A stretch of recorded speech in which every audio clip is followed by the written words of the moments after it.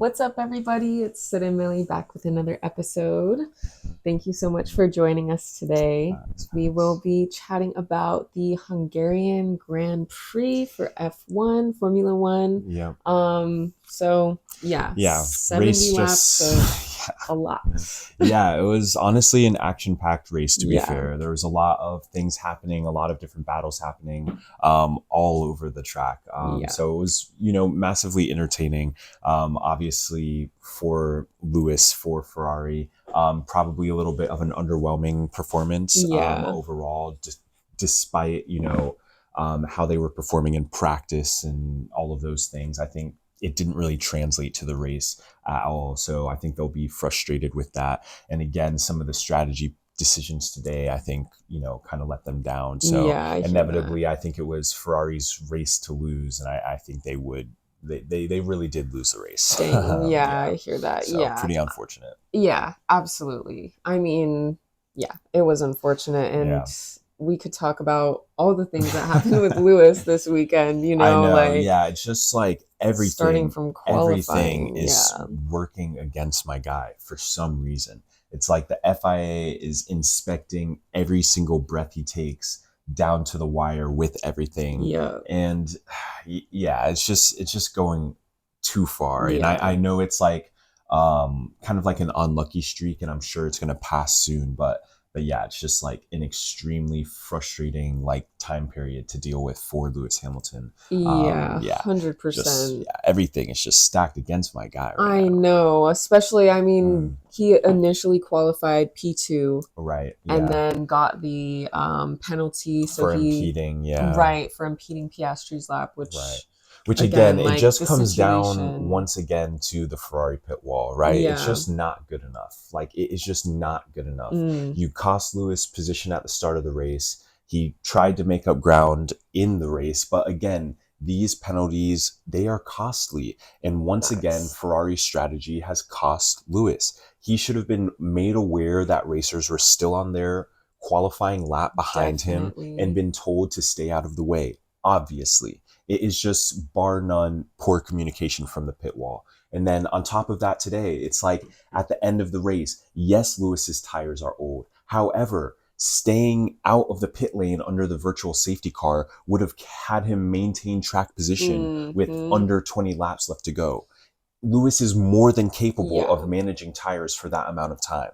Maybe he wouldn't have been catching the person in front of him, but he would have been defending a podium position. Right. Instead of sacrificing a podium position completely. Just silly decision from Ferrari strategy. And that's where he picked up his penalty. Exactly.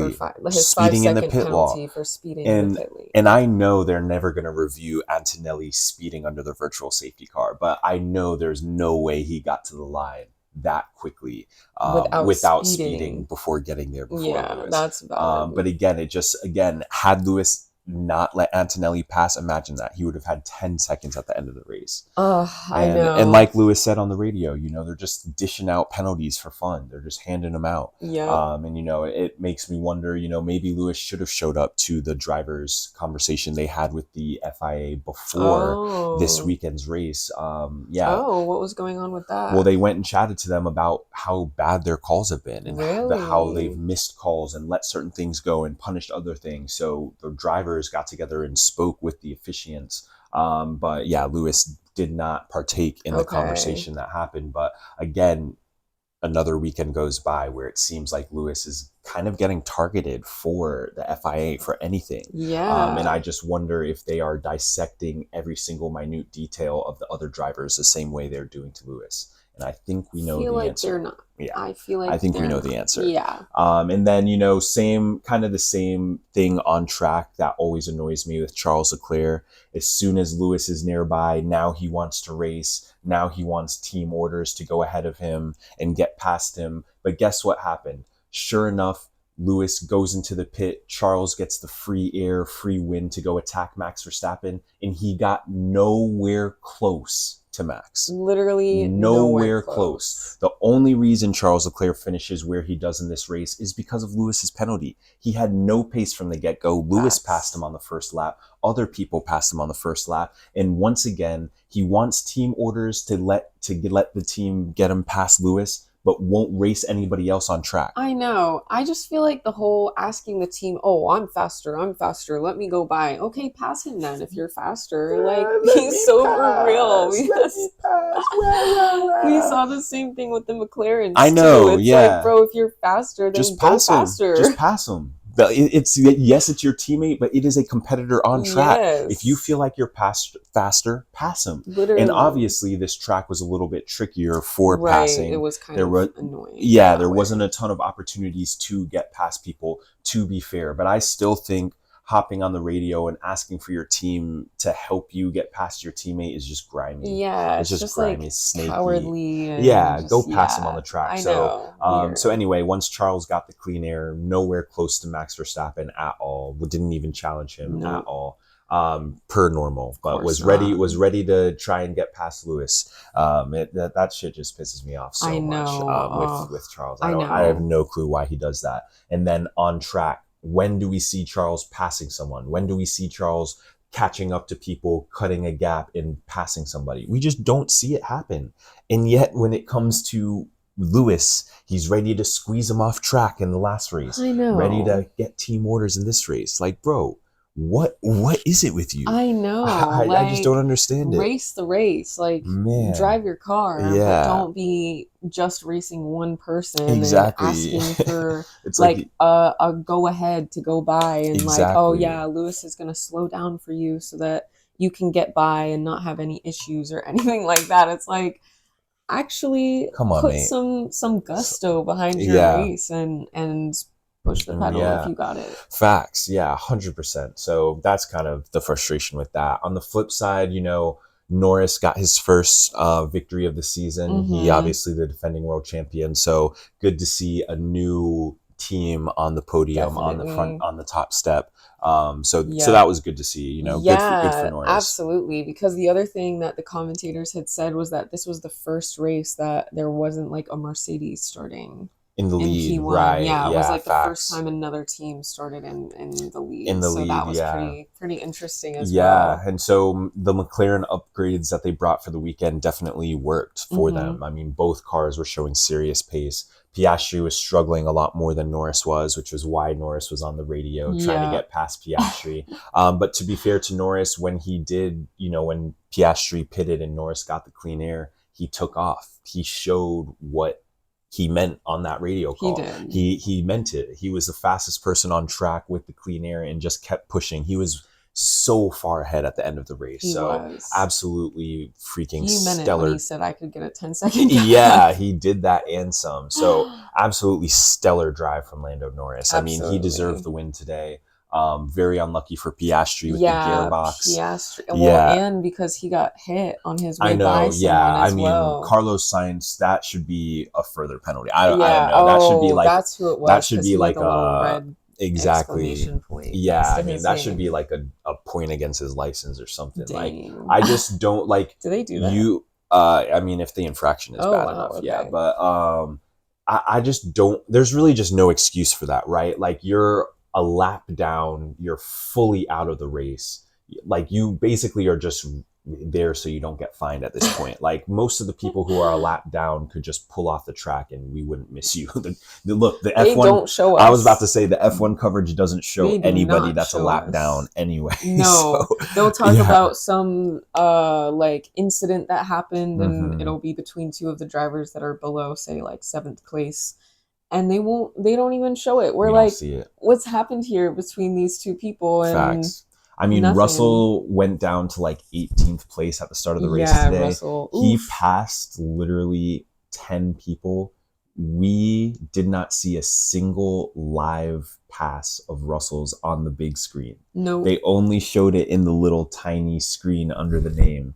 And he passed 10 people on the track. And we literally never got insight on that. No. Because again, they're just so focused on the front 6, on the front runners. And yes, there was a lot of battles happening there with the pits. Obviously Ferrari went with 3 stop. Verstappen ended up skipping on the 3rd stop. Like there was a lot of intricate battles up there for sure. But there's a lot of action on the track that we're missing, from the coverage being so centered on the front runners. Yes, absolutely. And I feel like that's just frustrating. Like, I want to see what's going on at the back of the pack too, whether or not they're a lap down, whatever. Obviously, that sucks. Let us know they're still out there. Yeah, literally, all we see is them when they're getting lapped. Then yeah, exactly. And then that's it. And then that was the drama today, because the blue flags weren't really working. So people who were getting lapped essentially were getting lapped, but not necessarily not knowing that someone was coming up behind them. But again, just inexcusable behavior from, the pit walls and from those drivers who know that they're a lap down, know they have no business in the fight, and can see a front runner in their rearview mirror. It's just insane to stay in the way for that long. Yeah, absolutely. And I feel like there were multiple times where we saw like the blue flags going off and drivers were not getting out of the way. And we were like, what the hell? Like, there's literally blue flags flashing. Yeah. And I think Lewis got caught behind someone. Lewis and Antonelli got caught behind someone who just like would not let them by.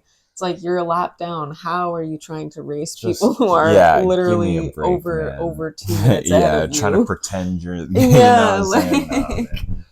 so they need to do something. And I just don't even understand how people are getting a lap behind in the race. Like, I just even a competition. Like, obviously I know like pit stops take like a good 20 something seconds and all of those things, but I just don't understand how the gap is getting that big. I know like traffic and dirty air, all of those things come into play, but again, an entire lap, that just seems like a lot. Like, it just, I guess again, it shows like the difference in performance in the vehicles, where I don't know. I would prefer if everybody was finishing on the same lap. Yes, if possible. I know. I feel like I know. Well, it's just like you said, it's showing the difference in the performance of the car. Yeah. But at the same time, I just feel like I don't care about the performance of the car. If the racer is good, let them race. Well, we want to see that racing, and this was definitely an exciting race, but it didn't have a lot of like passing. It didn't have a lot of like gaining track position, not in like maybe even not in like the as traditional sense. A lot of the passes that happened, even for like Lewis, for example, he had to go like around the outside of people. Like there was only really the one straight going into turn one that was like a clear passing opportunity for people. And everywhere else on the track, it was just difficult. It was really difficult to pass. So that definitely played into, I think, to why people in the front weren't really able to make those moves. Yeah, that's very true. At least when it was like tight for the first like 10, 15 laps. Right. Yeah. I feel like, just let the top 7 race then. If they're not gonna if it's not really gonna be a competition, then just have like 2 separate. Exactly. And I mean, to be fair, we did see Aston Martin there. They finally made some upgrades to their vehicle. They actually finished a race, and they didn't get points, but they still actually were a little bit faster on the track and actually beat some other teams. So whatever their upgrade was definitely worked for Aston Martin. They brought the most upgrades to this weekend. Oh, interesting. Cadillac on the flip side, I don't know what's going on. I know it's their first year in Formula One, but to have both cars DNF is, it's never going to be a positive weekend if neither car finishes the race. I know. So I think they still got a lot of work to do as well. And obviously this is the last race going into the summer break. So that's right. They did mention that a couple times. There's like a 2-3 week break. Yeah. But also like no development, no work can happen, no driving on the simulator. So it's like everybody's basically like hands off for vacation. Yeah, exactly. It's like they're mandatory PTO. That's cool. So good that they have it. But to your point, like, the gap being that large where so many cars are not at play, but then they're obviously influencing the race when they're getting lapped because it's traffic, right? Like it's just like an interesting dynamic, and I can't imagine what racing was like before the blue flags. But I also just think that there needs to be a more concerted effort, I think, by Formula One as a whole, like the sporting body, to close the gap between the cars. I just think an entire lap beyond, it's just like, why is that person even racing? I just don't understand. Like, no, 100%. Like, that's what I'm saying. Like, why even bother? Obviously everyone, everyone's getting their opportunity to race in Formula One, and I Right. can Yeah. acknowledge Yeah. that for sure. Definitely. I just feel like, yeah, at a certain point when there's not really competition between some of the drivers that are below, say, I mean, below seventh, I feel like we really only see seventh and up actually racing and being in competition. But Mm, I'm saying, mm. like, if there are racers who literally cannot keep up, or like teams who literally cannot create and like maintain a car that is competitive with the top teams, I don't know. There's got to be some Yeah, form of reckoning, I feel like. otherwise those cars need to be getting the hell out of the way. Like, you know what I Yeah. mean? Like that blue flag needs to be basically pullover type shit, Yeah, because there's just honestly. no reason for racers that are that far behind to be influencing the race. No, And or I like don't holding know. back anyone that's Right. trying to, Exactly. like And this I shouldn't don't be a know thing. if the contact with Carlos Sainz is what led to Piastri's, gearbox issue. The engineer said it was potentially hitting a curb, but I still, it's hard not to think that that had a An factor. impact, Yeah, exactly. absolutely. And How could it so, not if they yeah, bumped fully on like yeah, tire to tire, yeah. I right? mean, Yeah. Piastri could have spun out at that point and Yeah. lost it all. So, yeah, they definitely need to, Because did he finish? Piastri? Yeah. Or No, no, no, no, no, he no. His didn't finish. gearbox cooked. He was Okay. He donezo. pulled off. Yeah, Yeah. yeah. And that was like the virtual safety car, which led to the incident Right, with right, right, Ferrari, right. because they Ugh. should not have pitted Lewis, but they did. And yeah, that just, again, it just freed up space for Antonelli, let Verstappen kind of race in clean air. It was just a silly decision. And Yeah. I think Ferrari sometimes they kind of show that they haven't won a championship in a while, because some Mm. of these clinical decisions that they're messing up on right now will inevitably cost them a run at the championship. Dang. Okay. And that's the reality of it. You just cannot be making this many mistakes week in and week out. And you cannot, prioritize a driver in this thing right now. Yeah. Lewis is obviously closer to the drivers' championship, but in my opinion, Ferrari needs to be focused on the constructors. Mm. Win the constructors' championship. Focus on getting both drivers across the line as high up as possible every race, and take the lead back from Mercedes. Yeah. That should be the key goal, is winning the constructors. And then anything with the drivers would just be a bonus. Lewis can get there. But again, these sorts of mistakes from the team have to stop, Facts. because they're also impeding Lewis. And so if the team keeps making these mistakes and it cuts Lewis's chances, well, then the focus has to be on getting to, the constructors. Yeah, of course. Yeah, and as they honestly should. Is it pretty close? I know. Is Ferrari pretty close to Yeah, Mercedes? they're in second. They're in second. So I Okay. mean, yeah, it's close, but again, like they need to get across the line. And again, today was another opportunity with Russell finishing so low, and having, oh, there it is, and having that issue at the start of the race. That essentially, it was a big opportunity for points for Ferrari, because Russell had that slow start. Yes. And had to work his way back up. And so, like, again, these are the types of races Ferrari needs to take advantage of and get both racers as high as possible. Because again, anytime Mercedes doesn't get both drivers close to the top, those are points on the table that Ferrari can Right, take. that they're like, yeah. Yeah. But yeah, I think overall, I mean, typical Max race, I would say. Yeah. Like, I mean, Scrappy. And yeah, just honestly, the best thing about Max Verstappen is his radio messages. That's what I'll say. His radio messages crack me the hell What up. was one that He just talks shit about the car. He just is just always not shy like, about his feelings. He will just be like, this sucks out here. And I can appreciate that candid nature. No, that's fair. Do I think it was a dive bomb on Lewis and Lawson? Absolutely. Driving like that is dangerous, but the reality is the FIA has permitted Max to drive like this. So that's what he does. He does those late dives. Lewis was way at the apex. If Lewis had turned and clipped Max, it wouldn't have his fault, right?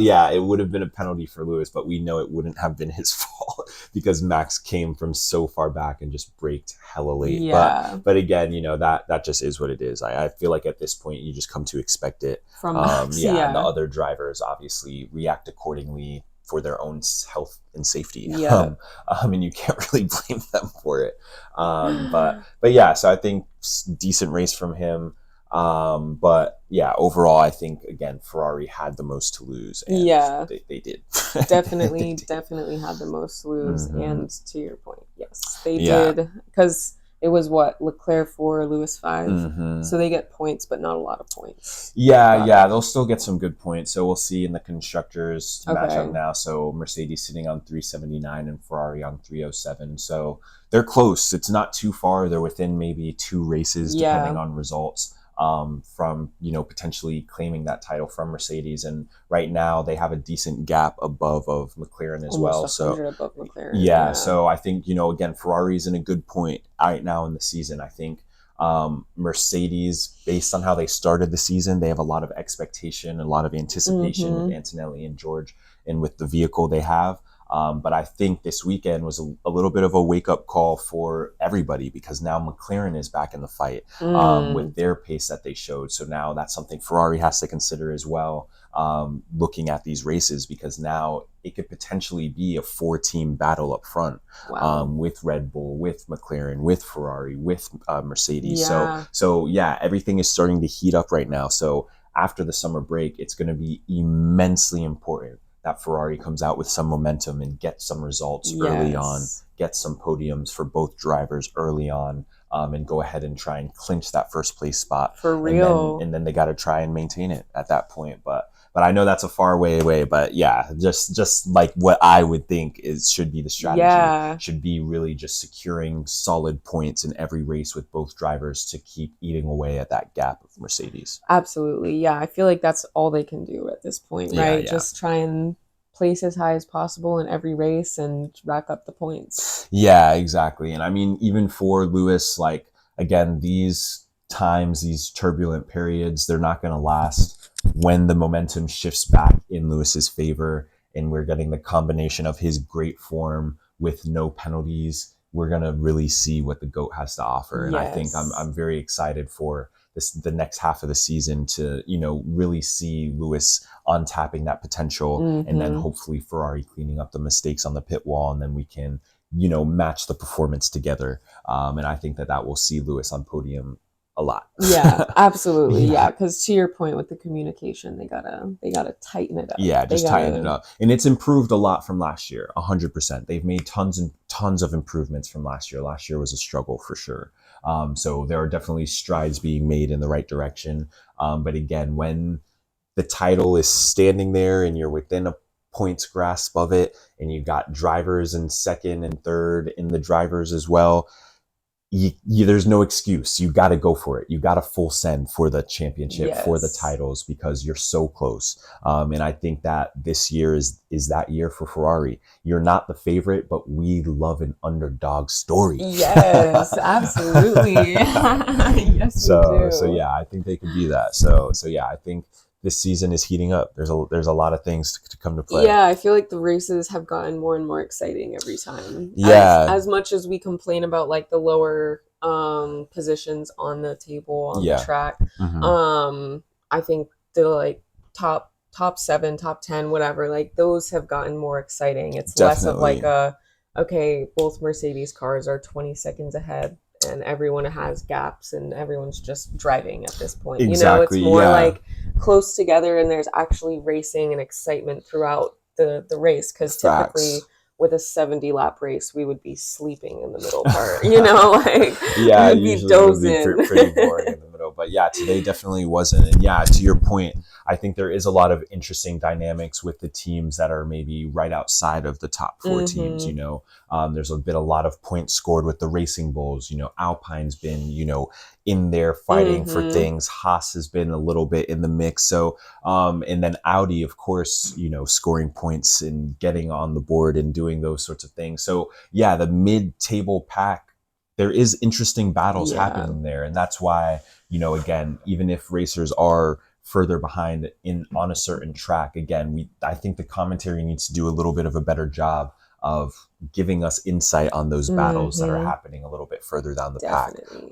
Because the whole race can't focus on the McLarens or the Mercedes. Right. And it has It to has be. to be some variety in what we're Yeah, seeing, because we yeah. do want to see, even if someone is a lap down, like we and they're battling with someone who's also a lap down. Yeah. Like we want to see that. We Yeah, want to we see wanna the see the passing and battles. what's going on. Yeah, especially on like a race like today where there wasn't a ton of passing.